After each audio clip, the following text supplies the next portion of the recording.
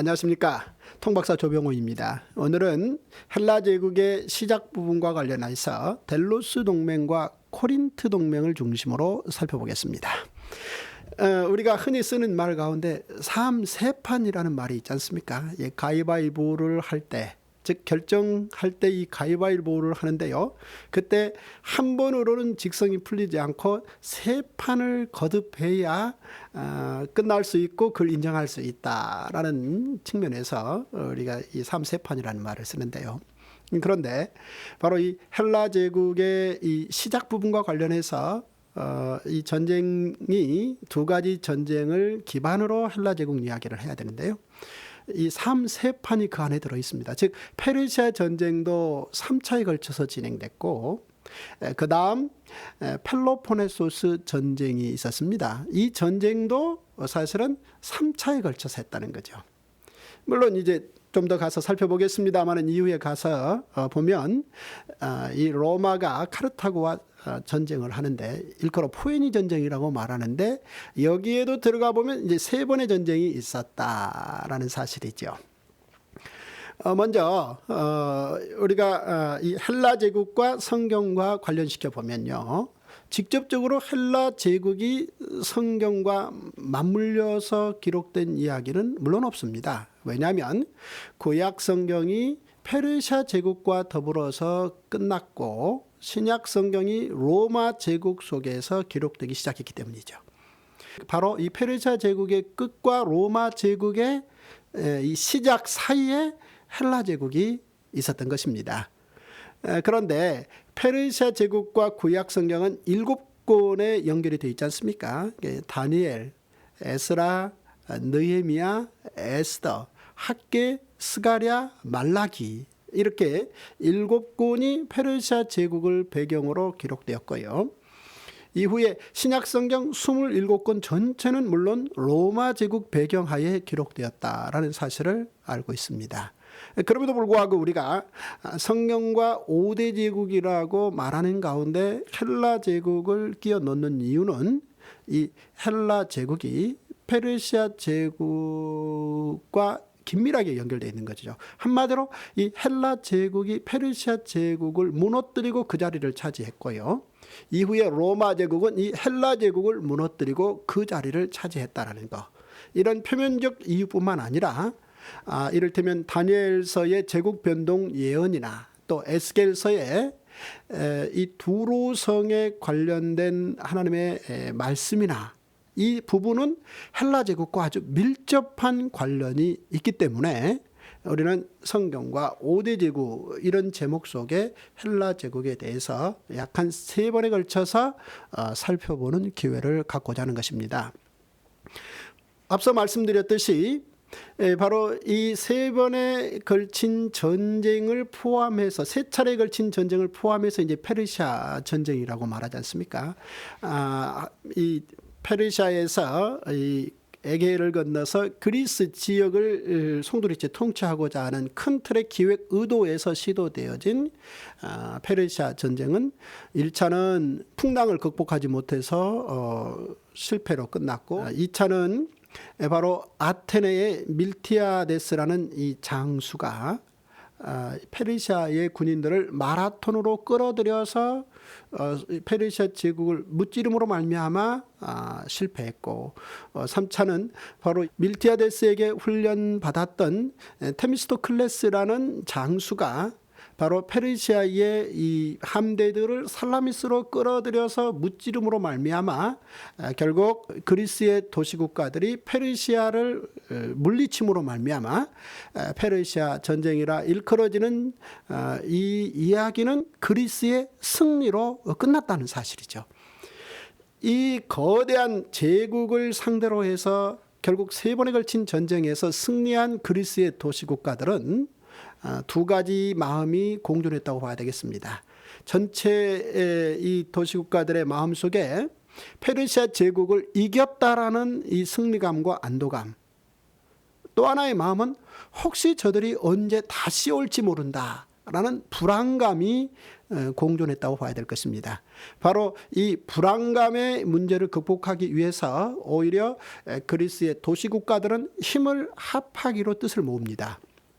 그래서 동맹을 체결하는데요. 아테네 아래쪽에 델로스라는 섬이 있는데 그 섬에서 그리스의 도시국가들이 다 대표자들이 모여서 델로스 동맹을 맺습니다. 물론 그 동맹의 리더십을 발휘한 나라는 아테네라는 도시국가입니다. 내용인즉슨 각 도시국가들이 힘을 합해서 거기에서 모아들인 힘을 가지고 군비를 확장해서 미국에 혹시 발생할지도 모르는 페르시아 제국의 또 다른 도발을 막아내자라는 그런 내용이었습니다. 이 동맹이 잘 체결이 되었고 내용이 진행되는 도중에 문제가 발생했습니다. 그 문제의 내용인즉슨 아테네라는 도시국가가 각 도시국가들로부터 모아들인 그 동맹 자금의 일부를 아테네 도시국가 발전에 집중적으로 그것이 쓰여지고 있다라는 사실이 스파르타를 중심으로 한 다른 주변 도시들에게 바로 문제로 지적되어진 것이죠. 이 부분에 대해서 아테네의 변명은 이렇습니다.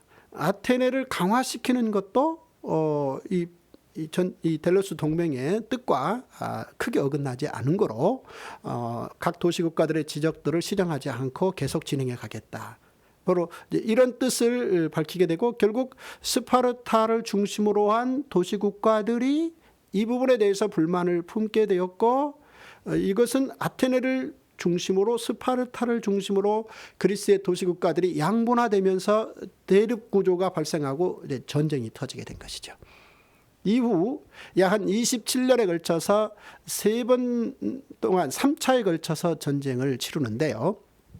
이 전쟁을 투키디데스라는 이 그리스의 역사학자가 펠로포네소스 전쟁이다라는 기록으로 남기게 된 것입니다. 앞서 페르시아 제국과 그리스 도시국가들의 전쟁에 대해서는 그리스의 역사학자인 헤로도토스가 페르시아 전쟁이라는 제목으로 기록을 해서 남겼고요. 이 스파르타와 아테네를 중심으로 한 일종의 큰 틀에서 보면 동족들인데요. 이 동족들의 약 한 30여 년의 내전 이야기는 투키디데스라는 역사학자가 기록을 해서 남겼는데 그 책 이름을 펠로포네소스 전쟁사 이렇게 남겼습니다. 왜냐하면 스파르타가 있는 그 지역이 펠로포네소스 반도 지역입니다. 따라서 이름이 그렇게 붙여졌다라고 우리가 이미 알고들 계실 것입니다. 바로 이 3번에 걸친 전쟁의 최후 승자는 결국은 스파르타였습니다. 그런데 문제는 이 스파르타가 승리를 해서 그리스의 전체 도시국가들을 약 한 30여 년에 걸쳐서 지배하게 되는데요. 그 이전에 그리스의 도시국가들의 특징은 100명이 모이면 100가지의 생각이 나오는 다양다종한 형태의 이 생각들을 만들어내는 곳, 그런 특성을 가진 도시국가들이었는데 결국 이 30년에 걸친 펠로포네소스 전쟁을 통해서 오히려 그리스의 도시국가들은 이전에 생각의 스펙트럼을 넓히는 쪽의 특성보다는 오히려 이 전쟁 기술을 더욱더 갈고 닦는 시기를 보냈었다라는 그런 특징적 결론을 내려놨다는 것입니다. 물론 이 전쟁 기록을 한 투키디데스는 자신의 이 전쟁 기록이 미래의 이 인류를 위해서 큰 도움이 될 것이다. 진정한 역사 기록이다라고 어느 정도 스스로 자평을 했는데요. 이 말은 그 이전에 있었던 3번에 걸친 페르시아 전쟁사를 기록한 헤로도토스의 작품에 대해서 나름대로 어떤 비판적 접근이 있었다라고 봐야 될 것입니다.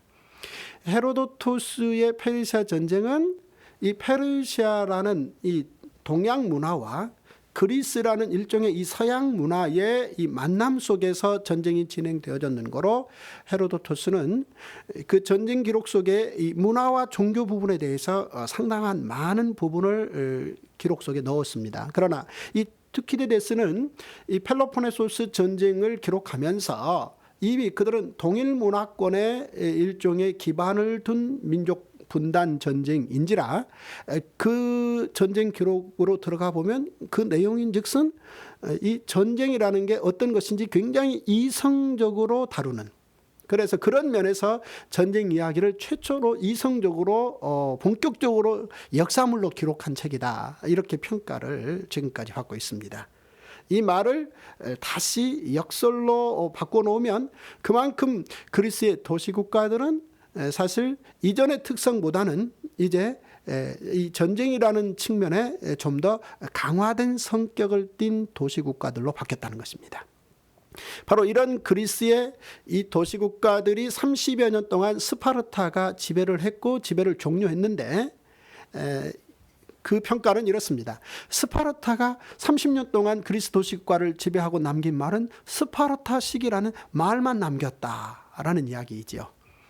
물론 그리스의 유명한 철학자인 플라톤이라는 사람의 국가론의 가장 핵심 아이디어를 스파르타가 이전에 제공했다라는 것은 이미 알려진 이야기인데요. 결국 스파르타의 이 철권에 의한 30년 도시국가 통치는 30년 만에 스파르타식이라는 말만 남기고 종료되고, 또 하나의 도시국가였던 테베라는 도시국가가 바로 전체 스파르타의 뒤를 이어 그리스의 도시국가들을 지배하는 형식을 띠고 있었습니다. 바로 이때 그리스의 도시국가들 위에 존재했던 마게도니아라는 나라의 왕자 필리포스 2세가 테베라는 도시국가의 인질로서 15살 때 그곳에 가서 생활을 하게 됩니다. 그런데 이 테베라는 도시국가도 결국은 스파르타가 무너지듯이 무너져가는 어떤 그런 형식을 띠고 있을 때 바로 이 테베에서 인질 생활을 했던 필리포스 2세가 자기 나라로 돌아가서 거기에서 왕이 됩니다. 결국 마게도니아의 왕이 된 필리포스 2세는 오히려 그리스의 도시국가인 테베에서 오히려 포로 유학하면서 배웠던 여러 생각들, 이를테면은 그들이 발전시킨 이 그리스의 이 도시 국가들의 이 군사력, 예를 들어서 그들은 이 큰 이 보병들이 사용할 수 있는, 그리스 도시국가들이 이제 주로 산악과 해변 지역이기 때문에 기병보다는 일종의 이제 보병 전술이 많이 발달이 되어 있는데요. 그런 법들을 배워서 오히려 마게도니아에 돌아가서 긴 장창으로 상대를 제압하는 장창 밀집대형 같은 아주 월등한 이 군사 훈련 매뉴얼을 이 필리포스 2세는 개발하게 되고, 그 실력을 가지고 오히려 그리스의 모든 도시국가들을 다 점령하는, 그래서 오랫동안 이전 역사에서 보면 그리스의 도시국가들이 마게도니아 지역에 대해서 야만인들, 바르바로인들이라고 그들을 낮춰 취급했는데, 그런 그리스의 도시국가들이 오히려 마게도니아의 지배를 받게 되는, 따라서 전체 그리스의 도시국가들을 다 점령해서 지배하게 된 필리포스 2세는 그리스의 도시국가들의 이 대표자들을 코린트, 성경에서는 이제 고린도라고 말합니다. 그 코린트에 다 회합을 소집해서 거기에서 동맹을 맺습니다. 공식적으로 필리포스 2세의 지배를 받는다는 것과, 또 하나 오히려 그리스의 도시국가들이 이전에 많이 다툼과 분쟁이 있었지 않습니까? 이런 부분들에 대해서 그만 이제 분쟁을 종식시킨다는 것. 더 나아가서 그리스의 도시국가들, 그리스 도시국가들이 이 페르시아의 침략을 받은 적이 있는데, 이 부분과 관련해서 어떤 형식으로든 페르시아를 응징해야 된다. 따라서 그런 총체적인 책임을 필리포스 2세인 자신이 지게 되는 것이며, 자신이 전체에 오히려 페르시아를 응징하게 되는 이 군대의 총사령관이 된다라는 합의까지 이끌어내게 됩니다. 따라서 이제 드디어 이 코린트 협약을 통해서 기본적으로 이 마게도니아와 그리스의 도시국가들은 하나로 묶여지게 되고 하나로 묶여진 이 헬라 제국의 기반이 페르시아 제국과 전쟁의 명분을 이미 성립시켰다라고 봐야 될 것입니다. 그런데 바로 이 필리포스 2세가 암살당합니다. 이 고대의 정치 변동 속에서는 지도자를 바꾸는 방법이 쿠데타와 암살 외에 다른 방법은 없습니다. 그런데 그 당시 바로 이런 지도자 바꾸는 법칙에 의해서 알렉산더가 오히려 아버지의 뒤를 이어서 왕이 되게 되는 것입니다. 이 필리포스 2세가 어떻게 암살되었는가라는 이야기는 아직도 그 부분에 대해서 의견이 분분하고 또 많은 이야기거리로 남아있죠. 어쨌든 필리포스 2세의 뒤를 이어서 왕이 된 알렉산더는 나이 20살에 왕이 됩니다. 바로 20살에 왕이 되자 이런 상황에 대해서 그리스의 도시국가들이 못마땅하게 생각합니다. 특히나 이 아테네의 도시국가의 웅병가 중에 데모스테네스라는 사람이 있는데 이 사람은 오랜 기간 동안 알렉산더의 아버지인 필리포스 2세와 숙적 관계에 있었습니다. 그런데 이 필리포스 2세가 암살당하자 이 데모스테네스가 아테네의 시민들에게는 물론이요 그리스 전체 도시국가에게 어떤 식의 웅변적 설득을 하는 거니 알렉산더가 멍청한 어린아이고 그가 왕이 됐다는 것입니다. 한마디로 그들의 이 도시국가들은 알렉산더의 지배를 더 이상 받을 수 없다는 것입니다. 그동안 그리스의 도시국가들은 필리포스 2세를 천재로 인정하고 사자와 같은 존재로 여겼습니다. 그렇게 무서웠다는 것이죠. 그런데 그의 아들이 20살 겨우 알렉산더가 왕이 됐으니 그걸 순수하게 받아들이기가 쉽지 않았던 것이죠. 따라서 나이 20살에 왕이 된 알렉산더는 바로 그리스 도시국가들의 이 반란을 먼저 지배하는 일을 먼저 치르게 됩니다. 그런데 놀랍게도 상당히 솜씨를 발휘해서 20살의 알렉산더가 그리스의 도시국가들의 반란을 처리를 합니다. 그리고 그들의 이 협조, 그들의 충성을 받아내는 것이죠. 그렇게 반란을 정복한 알렉산더는 이제 군대를 이끌고 더 북쪽에 있는 야만인들을 점령하기 위해서 군대를 이끌고 출정합니다. 출정해서 상당한 성과를 거둡니다. 그런데 그리스 도시국가들에게 소문이 나기는 알렉산더가 죽었다라는 소문이 나는 것이죠. 그러자 이번 기회에 또 그리스의 도시국가들이 이를테면 테베가 아테네와 손잡고 또 반란을 도모함으로 마게도니아의 지배를 받지 않겠다 이렇게 되는 것이죠. 이 소식을 듣게 된 알렉산더는 군대를 이끌고 2주 만에 먼저 테베성을 공격을 합니다. 공격을 해서 테베성을 공성전을 통해서 빼앗은 후 아주 잔인하게도 테베성의 주민 6,000명을 살해합니다. 그리고 어린이 포함해서 3만여 명을 아예 노예로 팔아버리는 것이죠. 본보기를 보여주는 것입니다. 그렇게 처리를 하니 그리스의 각 도시국가들이 이 같은 알렉산더의 메시지를 정확하게 듣고 이제 다시 반란을 일으키지 않겠다라고 이제 충성을 다짐하게 되는 것이죠. 따라서 바로 알렉산더는 이 그리스의 각 도시국가들의 지도자들을 마치 자기 아버지가 코린트에 모아서 코린트 협약을 맺었듯이 그들을 다시 코린트로 불러 모아서 그들에게 다시 한번 그들의 충성 맹세를 받게 되는 것입니다. 그러니까 내용인즉슨 자기 아버지가 그리스의 도시국가의 지도자들 모아놓고 협약을 진행시켰던 내용과 별반 다름이 없는데요. 각 그리스의 도시국가들은 알렉산더의 지배에 충성한다는 것과 나아가서 바로 이제 그리스의 도시국가들이 페르시아의 그 전쟁의 희생물이었는데 이제 반드시 오히려 힘을 모아서 그 페르시아를 응징한다. 바로 이 전체적인 총책임은 자신이 맡고 알렉산더가 총사령관이 된다라는 협약을 맺게 되는 것입니다. 따라서 이제 본격적으로 그의 아버지 필리포스 2세가 밑그림을 그려놨던 그 그림에 대해서 알렉산더는 이제 실천할 수 있는 기반을 다지게 되었다라는 것이죠. 이렇게 이 그리스의 도시국가들의 충성을 받고 전체를 다 자기 이 통치 아래 잘 충성하게 복종하게 만든 상황에서 알렉산더는 이제 군대를 모읍니다.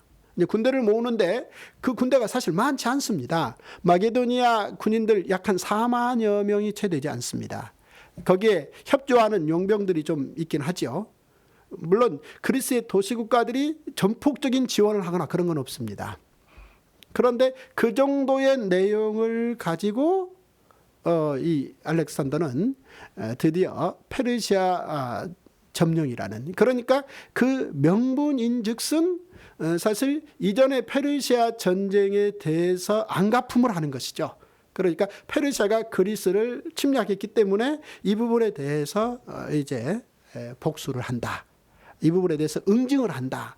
그런 내용이 명분인데, 또 이 전쟁의 명분은 그렇다 치더라도 페르시아 제국의 그 부요함, 그 페르시아 제국의 그 황금의 제국에 걸맞는 그 풍요로움이 탐났던 건 사실이고, 전쟁을 통해서 그 모든 것들을 가져왔으면 하는 그런 바람이 충분히 그 안에 들어 있었다라는 사실을 이제 출정 당시에 알렉산더 병사들과 알렉산더가 주고받았던 어떤 대화의 에피소드를 통해서 우리가 확인할 수 있는데요. 말씀드렸듯이 전쟁에 있어서 이 명분이라는 건 굉장히 중요한 문제이고요. 그래서 명분을 뚜렷하게 갖추고 난 후 그 다음 또 전쟁에서 갖추려면 무엇보다도 그 전쟁을 뒷받침할 수 있는 경제력이 뒷받침돼야 된다는 것이죠. 그 전쟁에 참여하는 모든 사람들은 개인적으로 살아야 되고 가족들을 부양해야 될 책임도 있는 거고, 이런 현실적인 문제와 이 전쟁과는 뗄래야 뗄 수가 없다는 것이죠. 따라서 알렉산더는 이 전쟁을 시작함에 있어서 자기 병사들에게 어떤 형식으로든 그들에게 이 전쟁에 참여함으로 개개인적으로 돌아갈 수 있는 혜택이 무엇인지 보여주고 또 이를테면 채워줘야 될 그럴 이유가 있었다는 것이죠. 그 당시 전쟁은 이 참여할 때 얼마만큼의 이를테면 이미 이 비용을 받고 참여하는 경우가 많다는 것이죠. 따라서 알렉산더의 군인들에게 알렉산더가 거기에 이 왕의 창고를 열어서 전쟁 참여를 결정한 군인들에게 비용을 건네주는데, 병사들이 보기에 결국 왕의 창고가 너무 비어간다는 것이죠. 그러니 내심 그런 부분이 은근히 걱정이 되었던 어느 한 병사가 알렉산더 왕에게, 왕이시여 우리에게 이 모든 것을 다 건네시면 왕은 결국은 텅 비지 않습니까? 라고 말을 했다죠. 그러자 알렉산더가 응수하기를 이 모든 것들을 너희에게 지금 가진 걸 다 건네도 페르시아에 가서 전쟁에서 승리하게 되면 지금 소유한 것에 상상을 초월할 만큼의 비교할 수 없는 많은 분량을 재물을 소유하게 될 터인데 이것이 무슨 큰 문제가 되겠느냐라고 말했다고 합니다. 그러자 그 병사가, 눈치 빠른 어느 한 병사가 여기에서 얼마를 받고 끝내느니 우리도 오히려 페르시아에 가서 더 많은 것을 얻을 수 있도록 오히려 이것을 왕께 돌려주겠다 라는 말이 있었다지요. 이것이 얼마만큼 정확한 사실 기록인지는 차지하고라도 결국 이 이야기가 전해져 내려온다라는 자체가 이 전쟁과 경제가 어떻게 맞물려 있는 것인가. 전쟁에 있어서 이를테면 페르시아 제국의 이 그리스 침략에 대한 응징성이 이 전쟁의 그렇게 중요한 목표였다 손치더라도, 그러나 이제 그 내부 안으로 들어가 보면 사실상 명분은 명분이지만 현실적으로 전쟁에서 이김으로 말미암아 물질을 소유할 수 있고 그것의 확실한 소유 방식인지를 보여주는 대목이다라는 사실도 한번 기억할 필요가 있다는 것이죠. 드디어 이렇게 합의가 되어진 알렉산더는 군인들을 이끌고 에게해를 건너서 페르시아 땅을 밟게 되는 것이죠. 그 이후로부터 그는 약 한 9년에 걸쳐서 놀랍게도 페르시아 제국 전체를 소유하게 됩니다. 이 폴 존슨이라는 아주 훌륭한 이 역사 기록자가 있는데요. 이분의 평가에 따르면 알렉산더가 페르시아 제국을 썩은 달걀을 깨버리듯이 깨버렸다라는 얘기죠. 근데 놀랍게도 알렉산더는 불과 20대에 그 일을 감당했다는 것입니다. 이미 말씀드렸듯이 아테네의 웅병과 데모스테네스가 알렉산더를 멍청한 어린이라고까지 말을 했지 않습니까?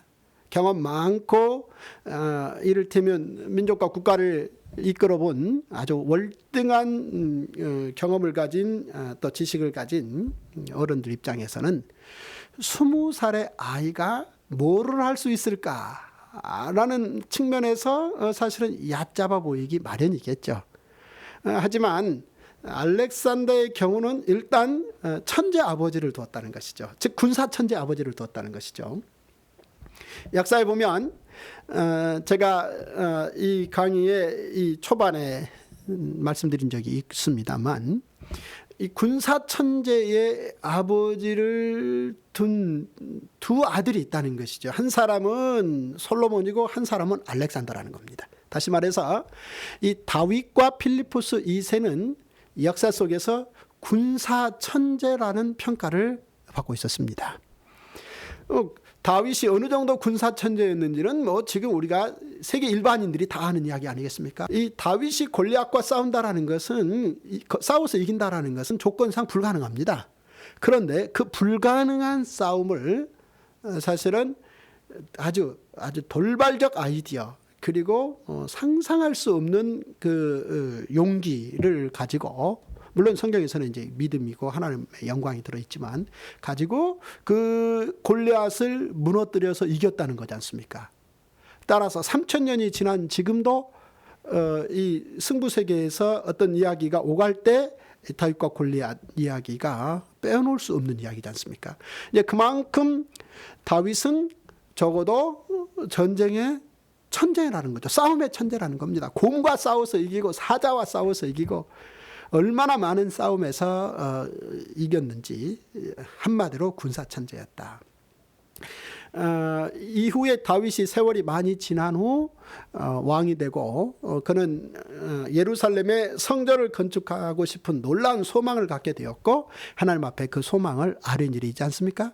그랬을 때 우리 하나님께서 다윗 너는 안 돼. 너의 아들이 좋을 거야 라고 말씀하셨는데 그 안 된다는 이유 중에 하나를 하나님께서 말씀하셨는데 여러 가지 이유가 있으시겠습니다만 이제 명료하게 하나님께서 한 말씀하신 것은 너는 전쟁 중에 피를 많이 흘렸기 때문에 사실은 그 일을 감당하기에 적합하지 않다라는 이야기를 했다는 것이죠.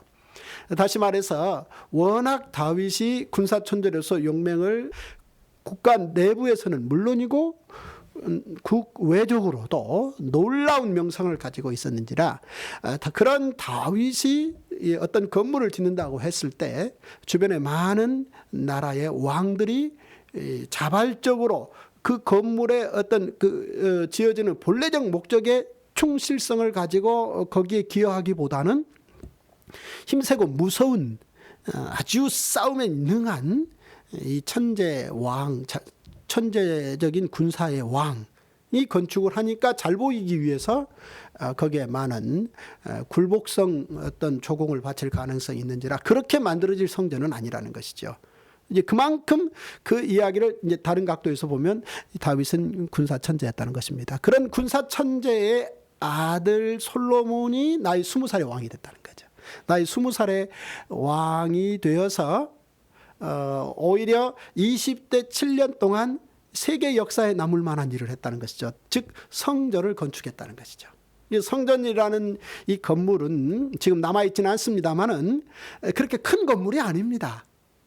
그런데 다윗이 남긴 그 놀라운 국가 경영 조건, 이를테면 130만 명에 해당되는 실제 그 노동력을 감당할 수 있는 그 20세 이상의 이 남자들, 이들은 사실은 군대화할 수도 있는 사람이지 않습니까? 이 조건을 가지고 약 한 7년에 걸쳐서 집중적으로 성전을 20대에 건축했다라는 거.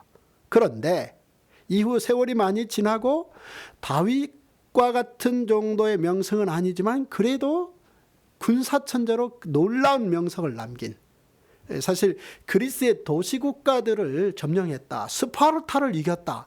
스파르타 얼마나 그 강한 남성의 그 상징적인 나라입니까? 스파르타가 이를테면 이 아테네와 싸움에서 이기고 난 후 보면 그들이 20만 명 정도의 노예에게 농사를 짓게 하고 스파르타의 남자들은 매일 눈이 벌어지면 해가 떨어질 때까지 이 전쟁 연습에 몰두했다고 합니다. 이제 그만큼 이제 이 스파르타의 그 강한 그 힘, 이것은 상징적인데요.